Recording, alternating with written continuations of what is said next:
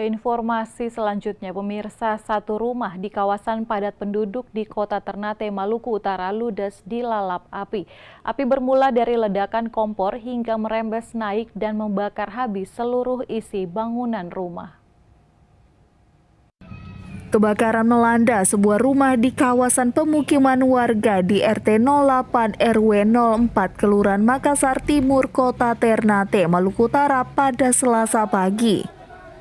Kebakaran hebat ini membuat warga sekitar tak bisa berbuat banyak.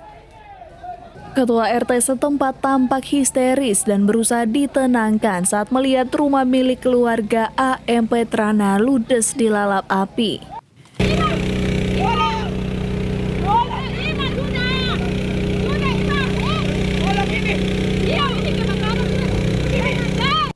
Sementara itu, pemadam tiba di lokasi saat mendapatkan laporan dengan menerjunkan 6 mobil unit pemadam.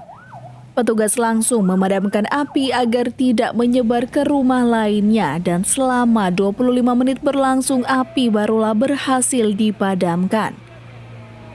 Tidak satupun barang-barang yang dapat diselamatkan akibatnya kebakaran ini yang diduga bermula dari ledakan kompor hingga api merembes naik ke seluruh ruangan. Mungkin kompor dia menyala, terus dia menyala, dong mau kasih mati kan tidak bisa, dia merembet naik.